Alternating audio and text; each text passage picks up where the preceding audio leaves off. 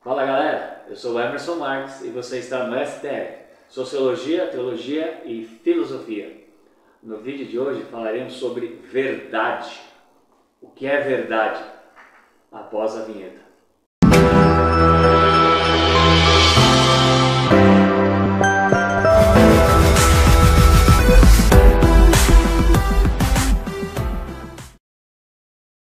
Bem, conosco hoje o pastor Guilherme Macchiotti e o pastor Vitor, já não é mais nosso convidado, né? Já esteve conosco em outro vídeo. Sim. E hoje nós vamos aqui falar sobre verdade, o que é verdade.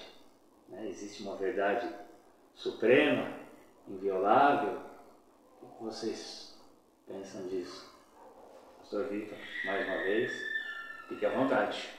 Agradeço mais uma vez a oportunidade, quero deixar claro novamente meus valores e princípios cristãos, embora trarei uma perspectiva filosófica, mas não necessariamente concorde com o que direi, mas é importante, já que o podcast é sobre sociologia, teologia e filosofia, aprofundarmos e entendermos um pouco melhor o conceito, a raiz da palavra, a etimologia. Posso? Continue. Opa!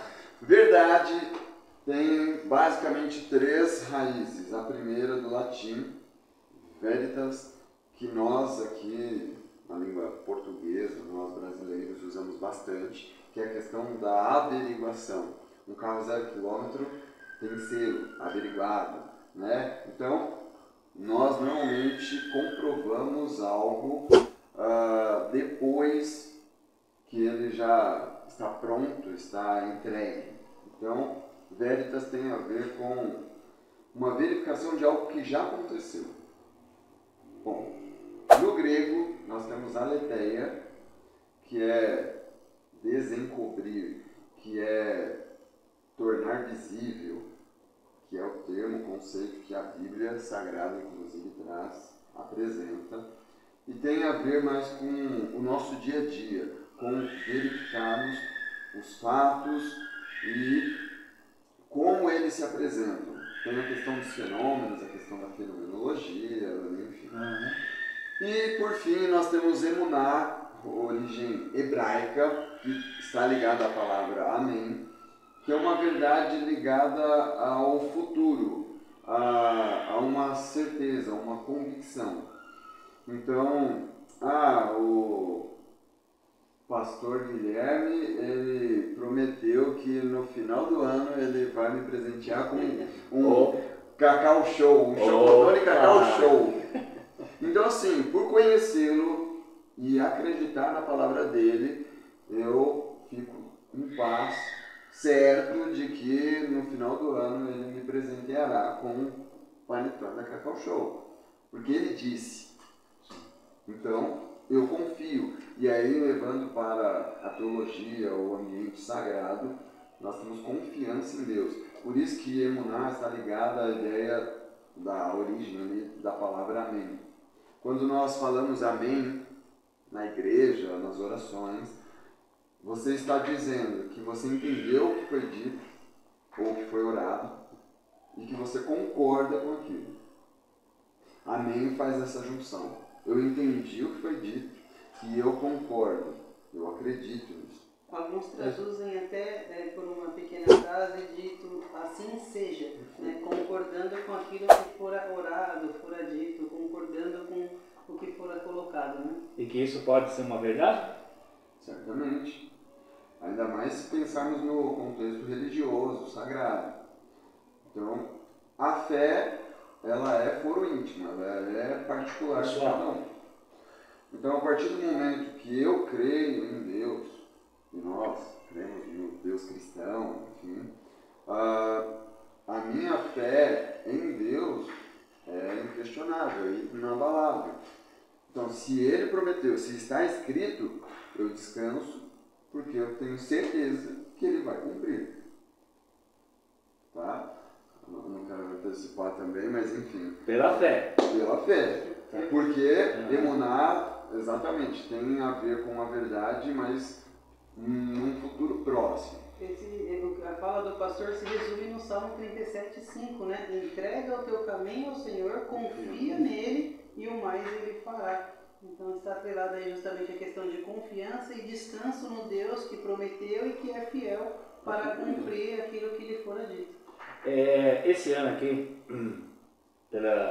pelo presidente atual, houve uma frase que ele citou, muitos cristãos citaram, na religião, principalmente pseudo-cristã, e conhecereis a verdade vos libertará. Como entender isso?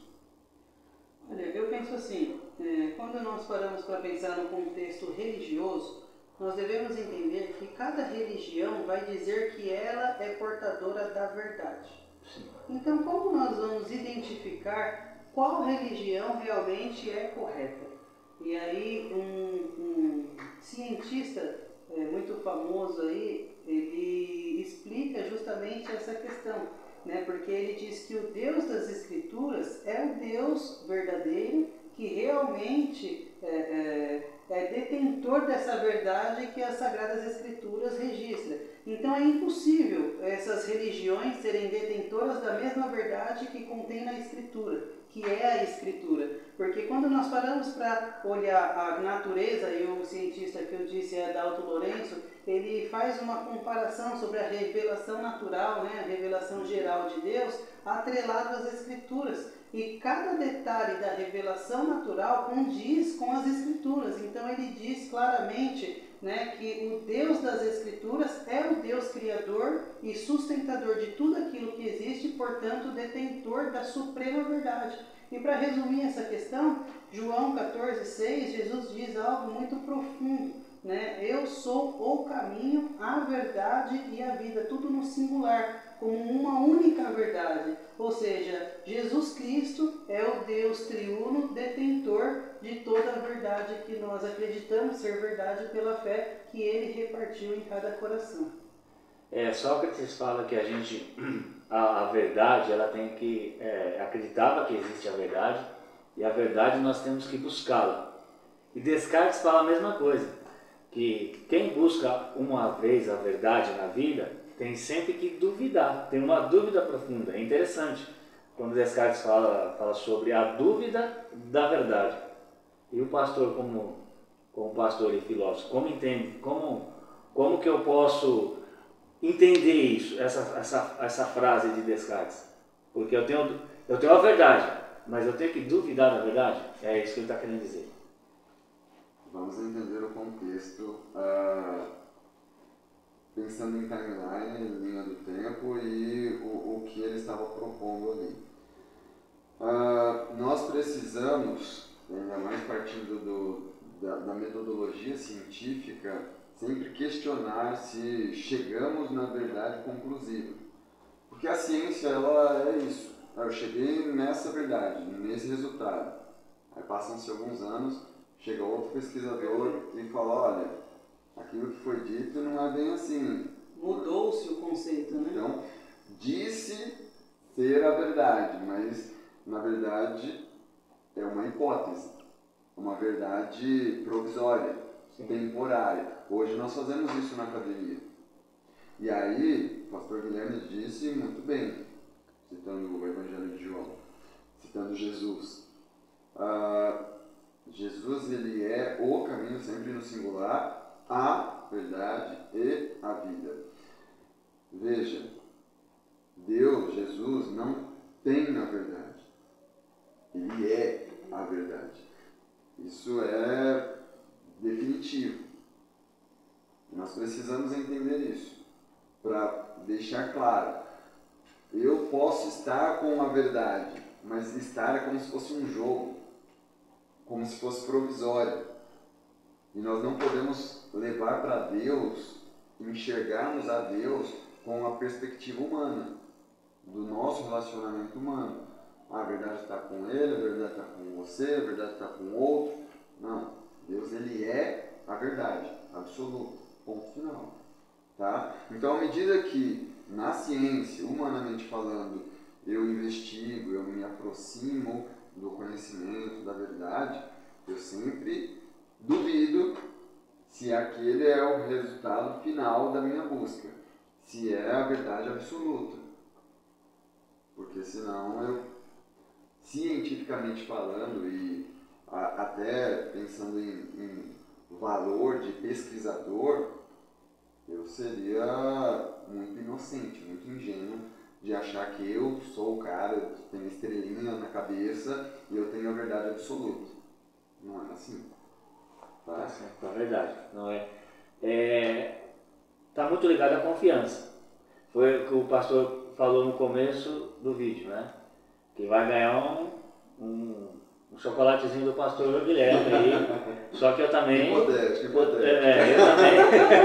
Eu também, ô pastor, eu também estou esperando aí, né? Sabe como é que é? Então, a confiança. Né? Então, sociologicamente, a gente vai entender a verdade, ou a gente vai analisar a verdade com confiança. Confiar na pessoa, confiar em Deus, é isso que eu estou entendendo, que eu posso entender socialmente, teologicamente. Mas o pastor falou algo interessante, porque assim, até filosoficamente isso serve, de ser hipotético, por exemplo. Para a ciência, não, eu tenho que sempre estar buscando a verdade. E na filosofia não é a mesma coisa? Certamente. Tanto é que nós temos uma forma, uma das estruturas metodológicas que é tese, uma tese contrária, uma antítese e uma síntese.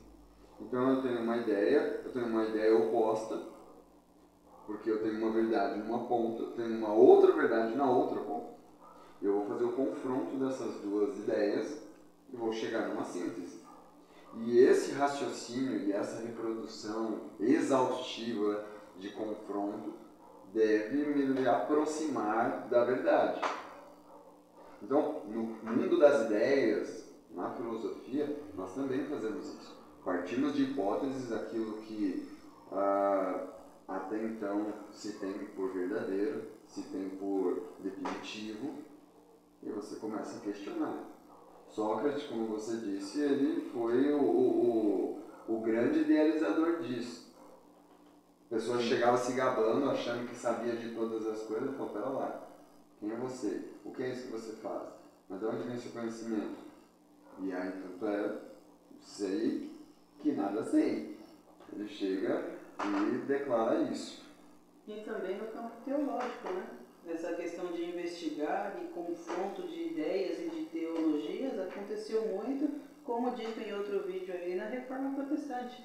Né? Que houve ali uma reforma do corpo doutrinário, onde a igreja ali católica estava se desviando ali da conduta, né, bíblica, e então houve os reformadores que reformulou ali o corpo doutrinário ali da igreja, e houve ali confrontos de ideias. Né, houve ali debates, e esses debates gera-se um crescimento, né? Então a discussão no bom sentido da ideia, ainda que seja sobre a Sagrada Escritura, gera um crescimento.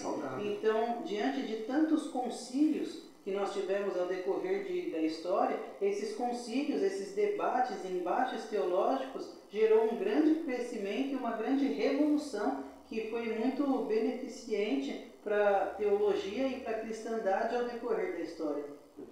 O pastor falou sobre alguns filósofos, tem um que eu gosto, Diógenes de Sino, o cínico. Né? Ele andava com a lanterna, né? E chegava com um barril. Com um barril, que dizem que o Chaves foi baseado nele, né? Estudar. E é legal, porque ele fala, por que você está com a lanterna? Estou procurando homens bons. Chegava Platão, isso aí que você está falando não tem nada a ver. Então, né, e ele batia de frente, porque ele sempre mostrava que ele não estava com a verdade. Mas assim, verdade e mentira, lado a lado. Tem uma filosofia kantiana, né, da relatividade. A verdade não está dentro da relatividade? Isso não é muito relativo? Eu quero já dizer o seguinte. Hoje nós estamos em novembro de 2022. Não sei nem se podia dizer a data, eu já disse. É importante dizer o seguinte. Estamos vivendo um conceito, um novo conceito, que é o de pós-verdade. Você fala, como assim? Nós acabamos de definir pela Bíblia que Deus é a verdade absoluta, e aí nós, meros mortais, dizemos que existe uma pós-verdade. E o que é isso? Exatamente a relativização da própria verdade. No sentido de convicção, no sentido de crença, no sentido de ideologia. Então, eu acredito. Não importa se é ou não é. Não importa o que você pensa, o que ele pensa, não importa cientificamente o que foi dito. Importa que eu acredito, e essa é a minha verdade. Então, nós estamos vivendo esse novo momento. Cada um com a sua verdade. E sim, falando sobre cristianismo, sobre religião, isso é extremamente perigoso. Porque cada um não tem a sua verdade. Existe uma verdade que é Deus, ponto final. Mas, no âmbito secular, na filosofia, senso comum, nas opiniões, nas redes sociais, internet, todos se acham peritos, cientistas políticos, sociólogos, filósofos, porque emitem ali a sua verdade, a forma como eles enxergam a vida, como eles enxergam o mundo.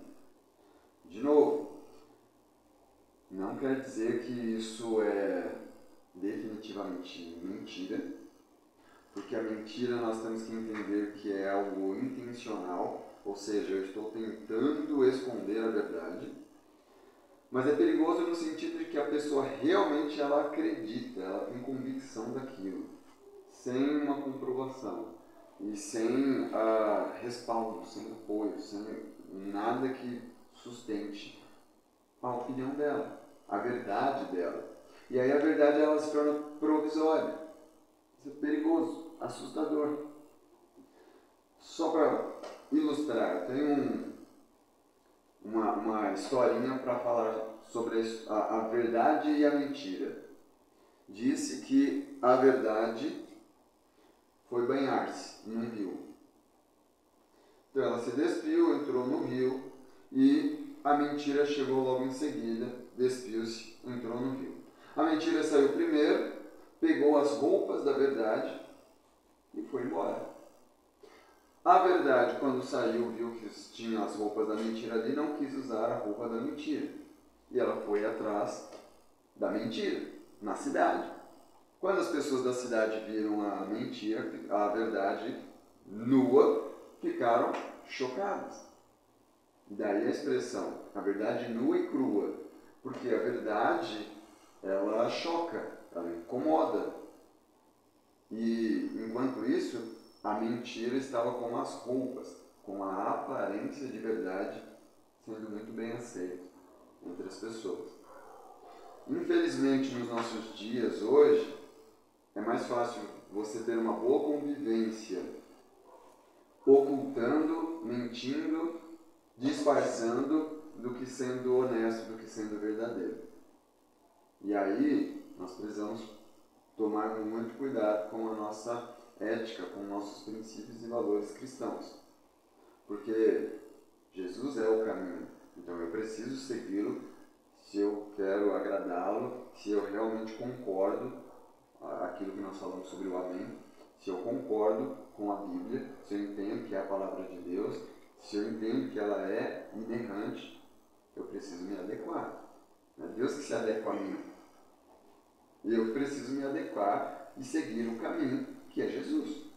Bom, senão não faz o menor sentido. E essa relativização tem adentrado dentro das igrejas, né? Porque muitas vezes as pessoas entram dentro da igreja e quer mudar o corpo doutrinário da igreja conforme a sua própria vontade, conforme o seu próprio querer, conforme os seus próprios costumes, né? Isso também é muito perigoso, porque nós que desejamos servir a Deus e desejamos ingressar em alguma igreja, seja ela de qualquer denominação, a pessoa deve entender então que ela deve se submeter àquela conduta que a igreja prega, né? Que a igreja local prega, e não a igreja se adequar à conduta que essa pessoa nova está se achegando, né? Inclusive o pastor Cláudio Duarte, numa entrevista na televisão, ele falou muito bem isso, porque uma pessoa que era homossexual, ele perguntou ali para o pastor se ela seria aceita, ela ou ele seria aceito dentro da igreja. Ele falou, você pode ser aceito tranquilamente, você pode ir assistir um culto. Agora, se você quiser fazer parte da igreja, ingressar no hall de membros da igreja, se batizar, você deve se submeter às condutas que a Bíblia anuncia. E não a igreja se submeter à sua prática e aceitar você do jeito que você é. Então, quando nós queremos entrar em alguma igreja, devemos ter a ideia de que nós, por querermos entrar nessa igreja, devemos nos submeter às práticas que aquela igreja prega, que está estruturada, acredito eu, que na Bíblia Sagrada. Aqui já caminhando para o final do nosso podcast, eu vou fazer uma pergunta assim, eu creio que é muito interessante. Se a gente analisar a estrutura comportamental hoje, da cultura, comportamento das pessoas, nos últimos dias se falou muito sobre valores e valores, princípios cristãos, a gente tem que ter valores. Então a gente vai analisando etnicamente os grupos. Mas assim, dentro do cristianismo ou dentro da igreja, a gente está falando que a verdade ela é um princípio, ela é um valor. E isso depende da cultura. Como que vocês veem isso? Dependendo da cultura. Porque, por exemplo, a gente até falou aqui em off, né? A gente tem no Brasil, nós, somos país de terceiro mundo, tivemos aqui, foi feito do Brasil, do país de qualquer jeito, saquearam, levaram, trouxeram, enfim. Isso interferiu na nossa cultura. Esses valores, o problema não é cultural? Olha, eu acho que assim, a questão da verdade, relativando com a igreja, eu acredito que cabe à igreja anunciar a verdade, anunciar a Deus, incentivar o pessoal a buscar a verdade, que é a pessoa de Deus, da maneira correta, conforme a Bíblia nos instrui. Independente se a pessoa que chegou à igreja seja uma pessoa que não saiba ler, por exemplo. Mas é papel da igreja, no caso aí, por causa da cultura, não teve acesso à escolaridade e determinadas outras questões aí que não cooperou para que ela pudesse ter um grau de escolaridade um pouco mais avançado. Mas cabe à igreja local, instruir também essa pessoa a buscar a Deus com os recursos que ela tem. Através da oração, do louvor, escutando a mensagem, participando dos meios de graça, que é a oração diária, a leitura da palavra, se ela não souber ler, procurar entender aqui, talvez até por causa da Bíblia, ter o desejo de começar a ler, né, porque ela carrega isso da cultura, mas essa cultura pode ser mudada quando ela busca a verdade, né? Por exemplo, eu posso até falar, meu pai, ele sempre fala isso na nossa igreja, que ele nunca foi de muita leitura, mas depois que ele se converteu, ele se dedicou à leitura, ele tinha uma certa dificuldade em ler e ele começou a se dedicar à leitura justamente para buscar a Deus, para conhecer realmente a verdade. E ele concluiu, acho que a segunda vez, a leitura da Bíblia inteira. Então ele leu a Bíblia inteira 2 vezes, uma pessoa que nunca leu um livro na vida. Então olha que legal, ele trazia essa cultura de uma escolaridade um pouco baixa, um trabalho braçal, e aí ele começou a se dedicar depois que se converteu. Então eu acredito que também é um papel da igreja local ajudar essas pessoas que buscam, que carregam algumas raízes da cultura que não são beneficentes para si mesmo, e ir mudando e moldando conforme o passar do tempo, anunciando o quê? A verdade, que é a pessoa de Deus. Eu diria o seguinte, nem vou responder porque é plausível, mas eu diria o seguinte, o retrato atual, o que nós estamos vivendo hoje, ouso dizer que é culpa da igreja. Igreja, nossa culpa. Porque muitas vezes não demos testemunho, não ensinamos e não educamos, entre aspas aqui, corretamente nossos filhos. Ou seja, as gerações lá atrás, nós tínhamos essa questão da verdade na palavra. Não, fulano me disse, é o fio do bigode, ele me disse e ele vai cumprir. Se vendia casa, se vendia carro, pela palavra. Hoje nem com um contrato assinado em cartório parece que tem valor, parece que a pessoa realmente confia, acredita. Perdeu o valor, né? Então, eu apontaria a igreja. A igreja deve ser sal e luz nessa terra. Se ela não for sal e luz, a cultura, a sociedade é influenciada. Acaba mudando. E aí nós temos essa inversão de valores, ou contaminação de valores. O mundo entrando na igreja, o mundo, entre aspas, adentrando na igreja. E aí os valores seculares entram e começam a influenciar a igreja. E aí você pode ir para uma igreja e você quer ditar as regras da igreja. Como assim? Né? Tem Então, o cabimento. pastor Guilherme diz. Eu cresci na mesma como o pastor falou. Meu avô sempre falava, e procuro fazer isso na minha casa, né? Olha, sempre a verdade. A verdade vai doer. Às vezes, eu aprontei na escola, briguei na escola, briguei na escola. O que você fez? Eu briguei, me defendi, enfim. Mas eu fui honesto, porque quando eu falo de verdade, eu falo de honestidade também. Falo de caráter, aquilo que nós estávamos comentando aqui, aquilo que se fala hoje aí, tá? Estou falando, de alguns princípios, alguns valores.